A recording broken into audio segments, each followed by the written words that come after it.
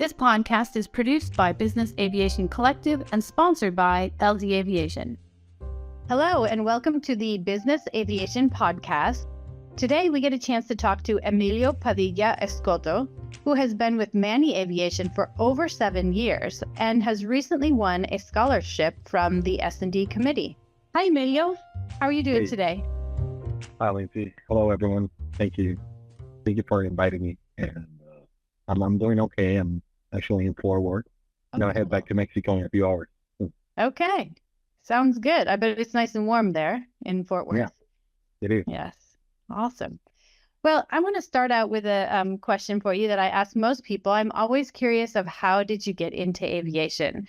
So, Emilio, was there is this a childhood dream? Did you fall into it? How did you even get attached to aviation? Yeah, when I was a kid, I was always interested by airplanes. Around 17, 18, I decided to become a pilot. I was currently working in a Costco. So when I become independent and started paying my bills and everything, I decided to go to look for a job in the airport. Okay. And I just applied for a ground handling company that have headquarters in Houston and global presence, but they have a personnel in Toluca Airport. Okay. The main executive airport in Mexico, that serves Mexico City. So I entered this company, and I never imagined what I was doing. It was completely different of what I thought about airplanes. And most of the people don't know about what is business aviation and or private aviation. Right. So I started coordinating ground handling services all over Mexico. Then after a short period of time, I was invited to join Manny, which is a ground handling company in Mexico. Yep. And I just changed. I changed to Manny, and then my journey started. Awesome. So I heard you say about your private pilot license in there. Now, had you gotten it at this point, or you're still working on it when you went to Manny? I was still working on it. I was in school, but I have not been able to pursue my commercial pilot license. Actually, I tried to get a job in aviation to become a pilot. Yeah. But during the journey, I found out that there are really good opportunities rather than be a pilot. It's not only flying. You're being a flight attendant or a pilot. So many jobs involved, so many positions, and the horizon is huge. It is. It's great. And I think that's super important that you mentioned that, because a lot of times, like schools, they're like, well, you want to be a pilot or a flight attendant, but they just don't know that they should or could promote the fact that there's hundreds of other positions that aren't just flying the airplane or being the flight attendant. I'm curious. So I got my private pilot license when I was living in Venezuela in South America. And so the requirements are a little bit different from the United States. What are the requirements to get a private pilot license in Mexico? Like number of hours? Yeah, you have to have 40 hours minimum. Okay. It will be then you have a written exam of all the knowledge, and then you have to get your medical. Okay. Also the practical exam. Okay. So that will be around two more hours. Then you'll get your pilot license for Mexico, for Mexican CAA. You have to wait a little bit because you're a little slow on the process.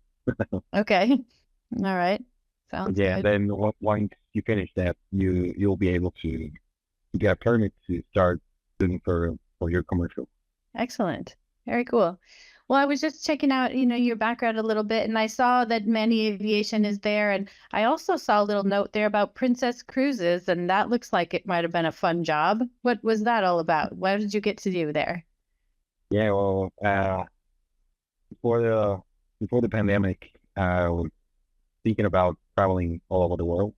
It's one of my passions, to travel, to get to know people and places, and it's all the thing with business aviation and where my career was going, it kind of got stuck in a moment for me, Okay. for my personal opinion. So I decided to explore new horizons, and then I I wanted to work in a jet, and that didn't work. So I applied for the second option, that was the prison service Okay. or the crew fund.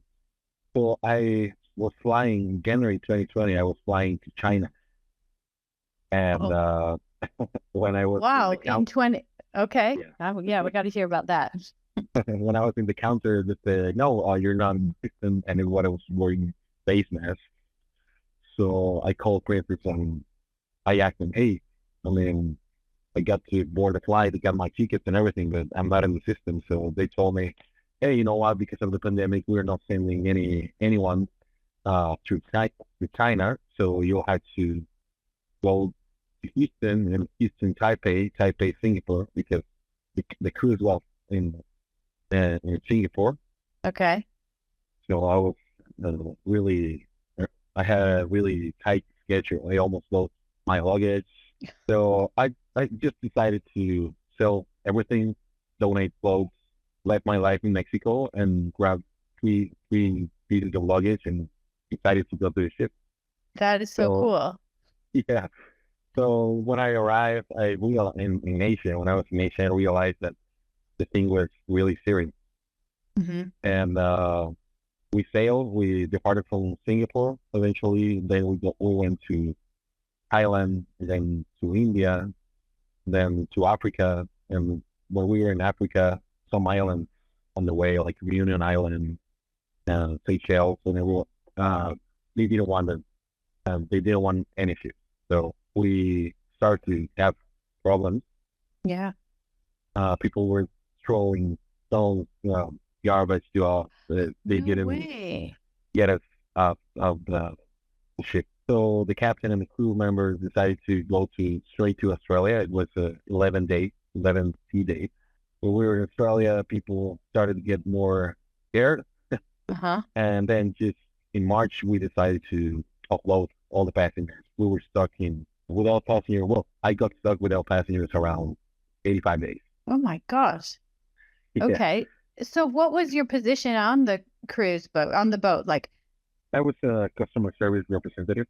okay, all right. But then when we get the passengers off the boat, we started to do lots of things, maintenance, and we were in the restaurant because we had a lot of crew members in the cabins because they were in quarantine. Oh, yeah. Okay. So Hmm. you need a lot of staff, a lot of money to provide food and supplies and everything. It was a crazy story because nobody ever experienced that. Oh. And then Australia said, "I don't want any cruise ships anymore. So you have to leave." Uh-huh. And the other cruise ships were really sick. We were sailing to New Guinea and then to the Philippines. And I have pictures. I can show you. We were about 250 ships on the Manila Bay. Oh, wow. Because everybody's doing the same thing. They just don't have anywhere to go, I guess. That's right. Yeah. What an Uh, interesting perspective because, we saw it from our side, or I saw it from the United States, that I could see that, yes, there were boats out there and they weren't being allowed to stop, but you yeah. have hands-on on the Yeah. other side experience. Okay, sorry, keep going. So, Some people were struggling. We heard some bad news.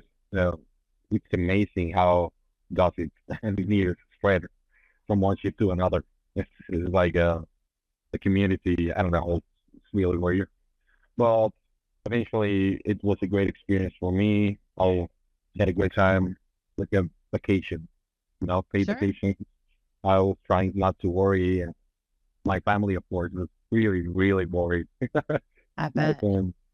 uh, I had all the shit for me. We had cinema, we had bars, fun, dancing, and more than 50 different cultures and nationalities over there. It's a cool experience. That's really cool. Yeah. Well, servicing smell, culture. I really miss playing. Yes, it does, right? It gets in your blood, and then you're like, oh, you got to go Yeah. back. Got to go back to aviation. That's really cool. So then after the cruises, they kind of shut down. You went back to Mexico. to go back to aviation? Mexico was never closed. Okay. The other countries to make flights that were closed. Closed and the Philippines to South Korea, then South Korea, Japan directly to Mexico. But Mexico was also no restrictions at all. Mm-hmm. When I applied to be part of the Manny team again in October, and we were flowing into corporate aircraft coming to Cabo, Cancun, 70% of our operation was tourism instead of business because they were business aviation were too low. So we were experiencing a lot of flights. Everybody said, well, Europe is closed, Caribbean is closed. Where should we go? We'll go to Mexico. Yeah. Makes sense. Yeah. That's very cool. All right. So then you went back into Manny. Okay. And so you're working with Manny Aviation, and I look at Manny Aviation. I've worked with them before, and they're a great company. I see one of the big highlights on there is your safety piece of it, and it's ISBA, and I see that they're ISBA Stage 2, and I think it's for the second time at least. Can you tell us, the audience, a little bit more about what is that? I don't know if everybody understands what ISBA is. ISBA is the international standard for business aircraft handling. Okay. It's a program from IBAC, which is International Business Aviation Council. Mm-hmm. They are a company based in Canada. They are really close to the International Civil Aviation Organization. Okay. They are permanent observators of the ICAO since the 80s. So they try to get the best practices in the world and in the industry that fit to business aviation. They have two programs right now. One is for operators, and then they develop for handling or FBO. So the core is the safety management system, all the risk assessment, and they involve lots of things in the industry, in the company. So you'll get, if you go to a handler that is registered, stage 1, stage 2, or stage 3, which are the 6 stages. Levels, okay. Mm-hmm. You will have to get strong SMS, safety culture. You audit your providers or your vendors. You have manuals, you have protocols, you have safety operational procedures that comes from the core, from the National Civil Aviation Organization, and then IVAC audits you. Okay. 100%. So stage 1 is, okay, you have manuals, you have the information, the paper. Mm-hmm. Everything's okay. Stage 2 is, what are you doing with that information? Are you applying all your procedures? Are you developing a strong safety program? Or are you taking the paper into practice? Okay. The third stage, we call it like a safety, like a nirvana of safety. Everybody works towards safety, and it's a safety culture. Yeah. And that's amazing thing. You save a lot of money. You're getting low risk with low. You're targeting the dangers of the organization. So that will save a lot of money. That will save lives. I mean, that will guarantee that you won't have any problems on the ground, in the FBO or whatever you have. Yeah. Oh, it's really important. Yeah. So. Oh, no, go ahead. So you're in charge of that? Okay. I was in charge of the SMS and the ISBA, stage 1, stage 2, then again stage 2 in Toluca, and then we developed another airport, stage 1. Now we're stage 2 in 2 locations, and I think we're going stage 3 really soon in Toluca. Okay. We're taking those practices and those information, that training to other airports in Mexico. We serve more than 70 locations. Nice. 70 locations. That's great. So kind of when, like, if we're the operator and we look and we're like, okay, so there is the stage 1, 2, or 3. I mean, safety is really a high priority on that airport's list then. That's right. Definitely good to look out for when you're selecting a location to go to. Sure. Especially if you're involved in safety or you are an ISBA operator. Yep. Or wide wingman or any safety certification. Excellent. Oh, that's great. Well, cool. Well, I also saw on your LinkedIn posting that you are part of an MBAA subcommittee. And I want to hear about that as well. If you could tell us, is it a new committee? How long have you been on it? All of that. This is my first time in the Schedulers and Dispatchers Committee. Uh-huh. I applied last year. I was honored to be part of the Foundation and Creation subcommittee with lots of experienced colleagues, with amazing people. I'm in forward actually because we had our first meeting to plan the Schedulers and Dispatchers Committee of the upcoming year that will be in forward 2024. Yay! It's really, really fun. I think I'm part of the scholarship programs. We're trying to get more applicants, and we'll be taking care of the vendors that kindly donate programs of training or monetary scholarships.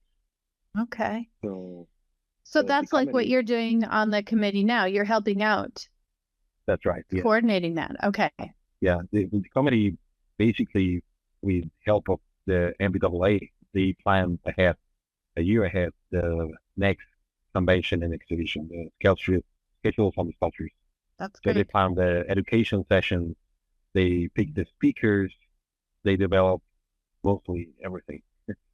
That's great. Well, that's a huge job, and because that's a huge conference every year and very important to all of us. I mean, there's so much knowledge that comes and the ability to network at those conferences. So you guys have a big and really important job, and thank you too for taking your time to do all that, because obviously you've had to travel from Mexico over to Fort Worth and take time out of your regular life.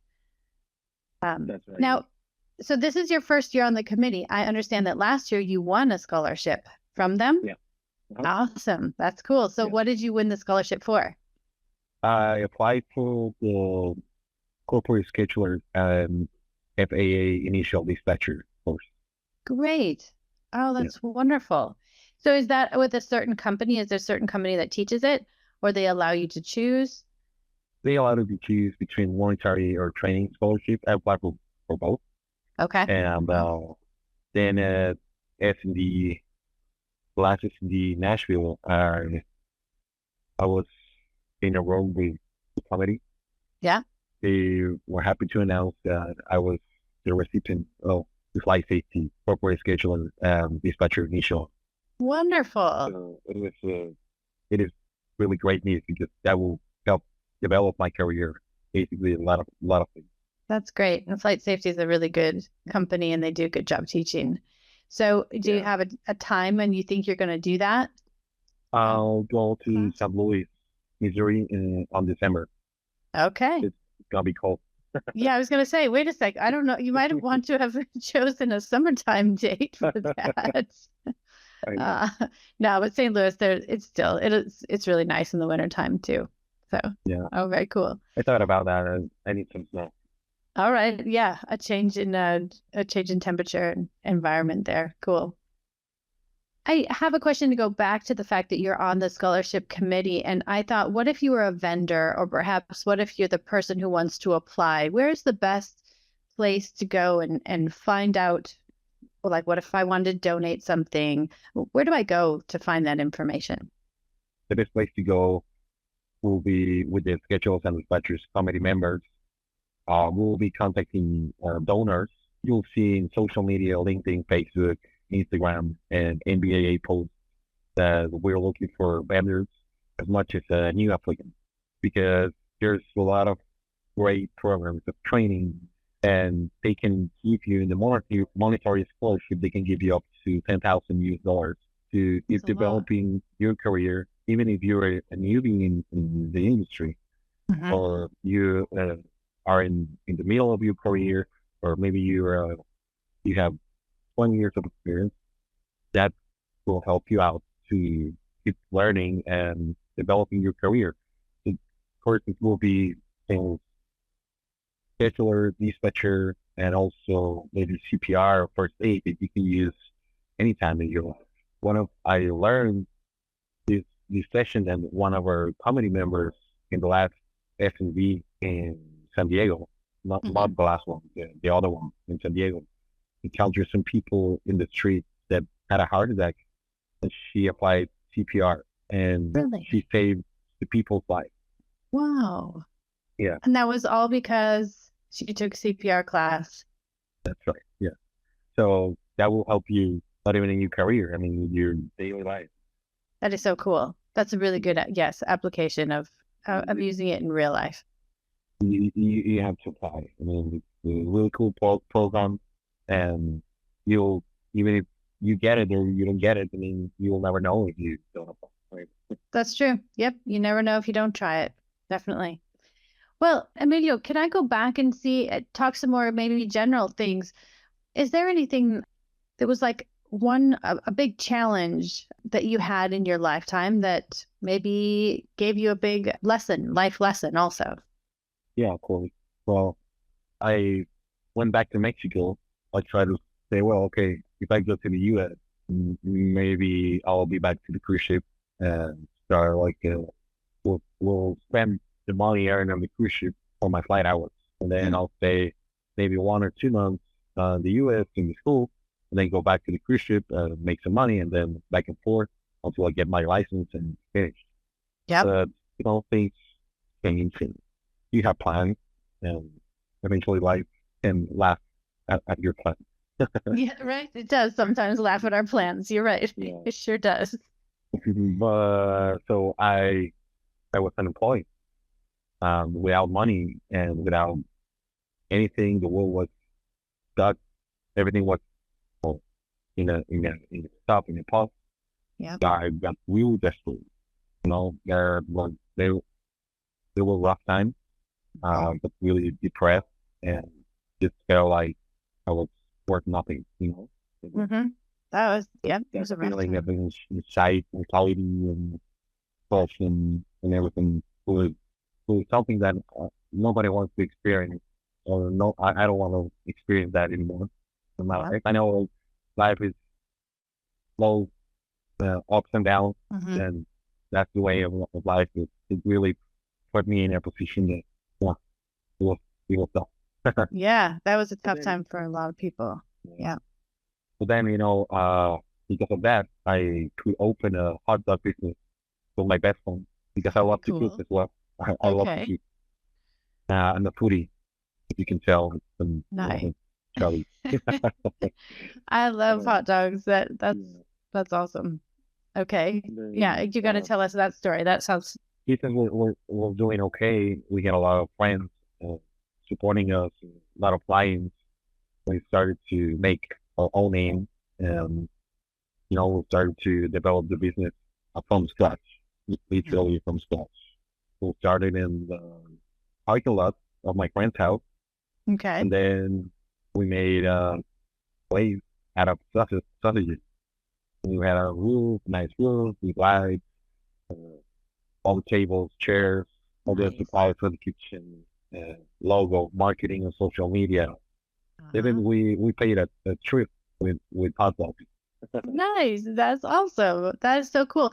So and tell me about the hot dogs themselves too. So like in Venezuela, we put hot dogs, all sorts of things that here in the United States we don't put on hot dogs. So Yeah, what are like popular toppings for hot dogs in the Mexico? restaurant hot dogs are famous.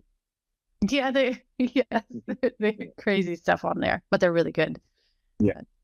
Well, I used to have 9 recipes. The most famous one, you got a big sausage from beef sausage with cheese crust, guacamole, and pork belly on top. It Oh, was really good. that sounds great. I've never had guacamole on the sausage. Okay, I'm gonna have to try that. Fine. Yeah. We had some chili. We had some mac and cheese hot dogs, barbecue and onion with pork belly. We have a pizza hot dog. We had even dessert hot dog. The sausage banana Mm-hmm. banana with the Nutella and vanilla ice cream with Dunky Brown and stuff. Oh my gosh, that sounds awesome. It was really good. But then, I got back my job and no time Sure. for the business.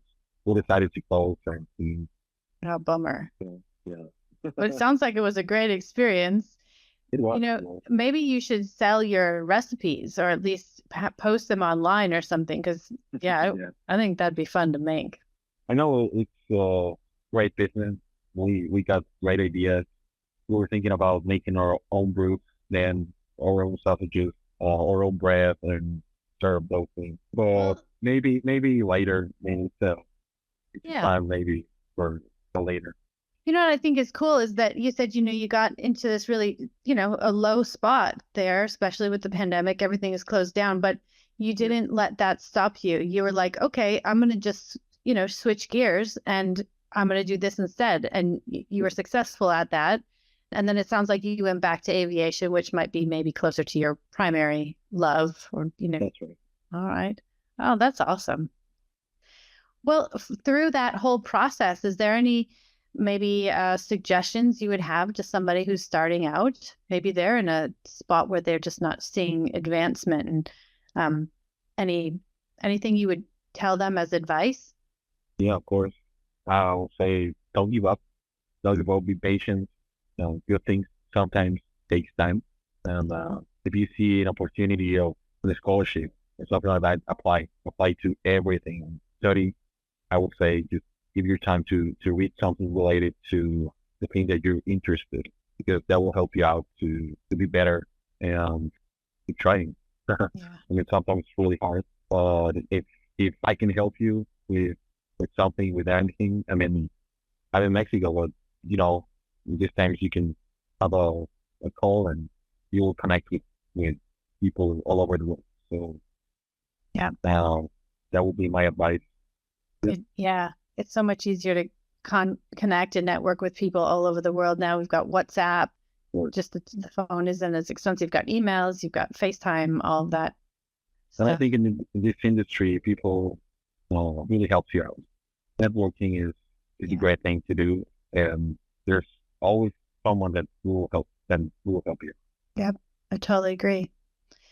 Emilio, do you want to tell us kind of what you do now with Manny Aviation, and what does Manny do in general, just for our listeners in case they want to check out you or your company? Yeah, I'm the operations manager now. We coordinate ground handling services all over Mexico. We've been in the business for more than 25 years. We have handled aircraft missions for all sorts of our experience and excellence. We handle around 4,700 flights a year. Mostly for foreign operators. Okay. We have national operators as well. Non-scheduled commercial for 135, 91, cargo flights, diplomatic flights, all sorts of business aviation, not all business aviation.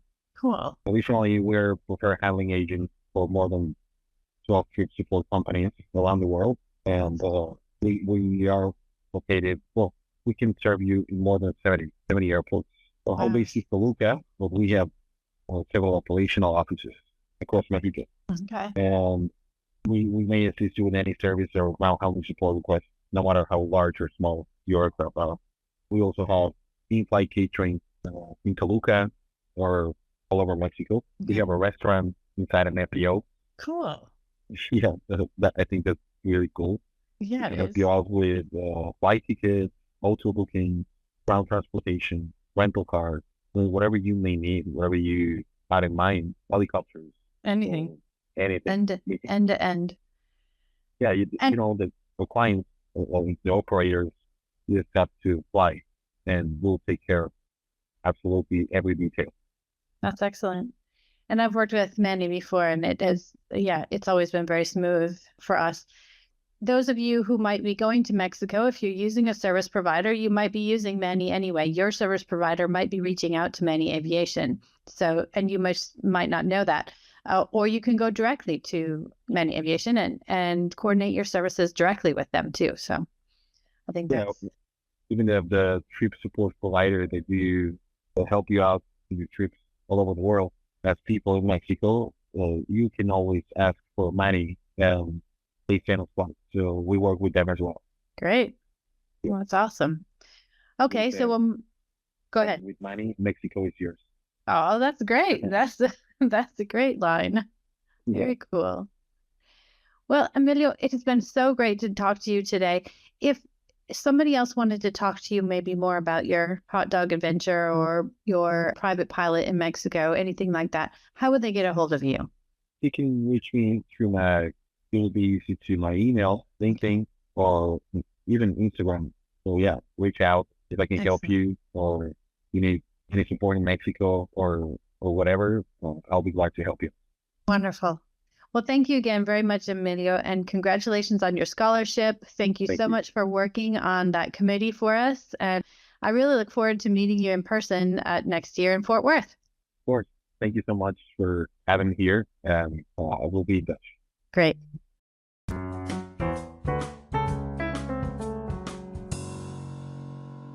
Thank you for listening. Please stay tuned for more episodes and check out our website for up-and-coming podcasts. This has been a production of the Business Aviation Collective, sponsored by LD Aviation.